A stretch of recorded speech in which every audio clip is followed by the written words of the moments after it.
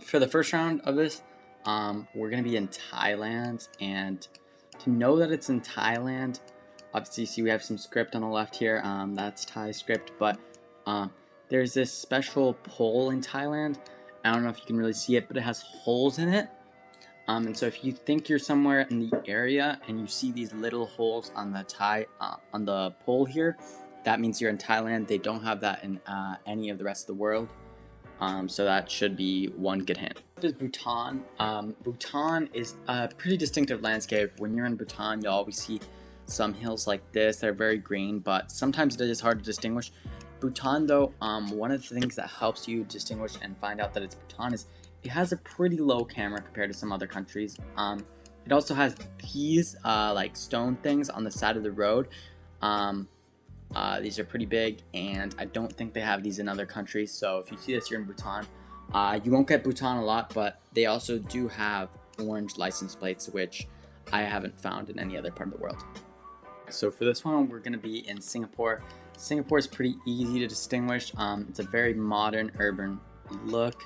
In almost every shot in Singapore, you'll see some high-rise buildings and stuff like that. It's very rich, and they do use English.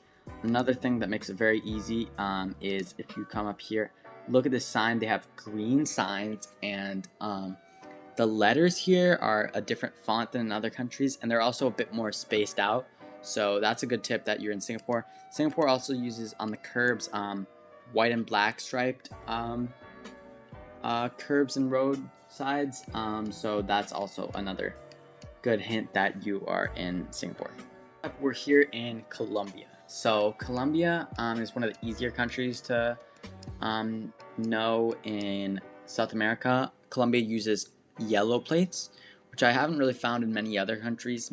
I think I've seen a few in Chile. Not exactly sure where else, but another good sign is on the back of the signs they use crosses. So you can see here it's a little bit of a cross sign, and they don't use that in other countries, and so that's a good hint for Colombia. And yeah, they use that on all the backs of their signs. So I think this sign back here, oops, can't really find it, but yeah, this one has a cross too. So that is how you know you're in Colombia. Here we are in Austria, and Austria, obviously they use German. I think that's commonly known.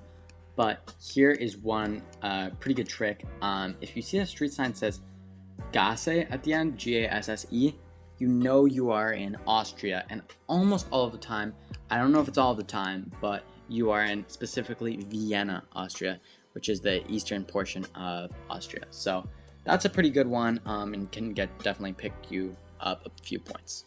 So this is gonna be Switzerland. And obviously we're in the city here, which you don't really get a lot on Switzerland grounds, but this is just one of the views I could see. Switzerland, it's very modern, very pretty country, a lot of mountains, the Alps, of course. But one thing big in Switzerland is that they are not a part of the European Union, so you will not find the blue strip on the sides of their cars. So if you think you're in Europe and it looks like Switzerland or French maybe, then you will be in Switzerland. And Switzerland, I'd say they mainly use French, but they definitely do use a few other languages, so you might have to watch out for that. For this one right here, we are in Albania. And so Albania is a pretty easy one to distinguish, fairly easy, I'd say.